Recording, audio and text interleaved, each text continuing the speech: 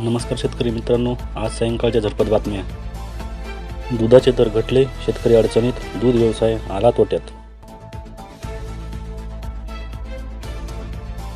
सोयगाव परिसरात वाऱ्याने पिके आडवी, नैसर्गिक संकट, शेतकऱ्यांच्या अतोनात नुकसान.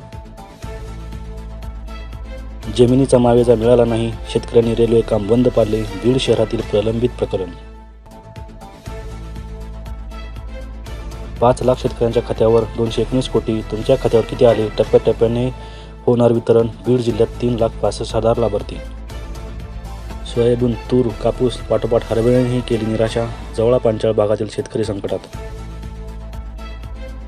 कमी पर्जन्यमान, ऊसाचे क्षेत्र 30% घटले, औसा तालुक्यात सिंचनाचे स्रोत कोरडे ठाक. अमेरिकन चिया लागवडीचा शेतकऱ्यांनी केला यशस्वी प्रयोग, एकरी 8 क्विंटल उत्पादन, लाखांची कमाई. सांगली जिल्ह्यातील 19 गावातून जाणार शक्तीपीठ महामार्ग, महाराष्ट्र शासनाचे राजपत्र व अधिसूचना जारी. सांगली बाजार समितीत हळदीला उच्चांकी 32,000 रुपये क्विंटलचा दर.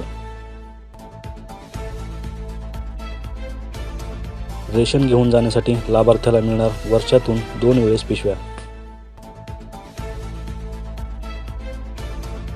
कापूस बाजारात तेजीचे वारे, निर्यातीसाठी मागणी वाढली.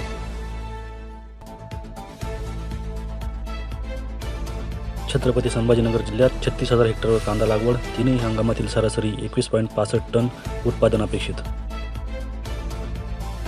पावसाचा धुमाकूळ सुरूच, खानदेशातील अनेक गावात वादळाने पुन्हा मोठे नुकसान.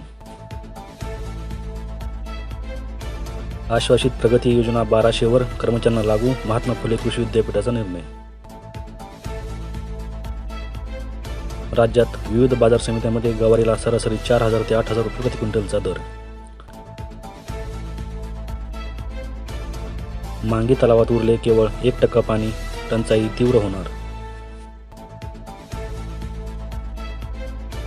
एसटी कर्मचाऱ्यांना मिळणार 46% महागाई भत्ता, मूळ वेतनातील विसंगती, सरसकट 5,000 देण्यासही तत्वता मान्यता. रब्बीत 9.5 लाख टनांनी कांदा उत्पादन घटण्याची शक्यता, राज्याच्या कृषी विभागाचा प्राथमिक अंदाज. अद्यापही 100 लाख टन ऊसाचे गाळप अपेक्षित, ऊस उत्पादनाचा अंदाज पुन्हा एकदा चुकला. सांगलीत भाजी फळांची आवक जेमतेम, मागणी वाढली, कर्नाटक आंब्याची अद्यापही प्रतीक्षा, कांदा 25 रुपये, लसूण 250 रुपये किलो. नियोजनाअभावी उजनीचा पाणीसाठा निचांकी, 5 महिन्यात 40 TMC पाणी सोडले. राज्यात पाऊस थांबला, आता पारा वाढणार, यवतमाळचा पारा देशात सर्वोच्च 39.5 अंशावर.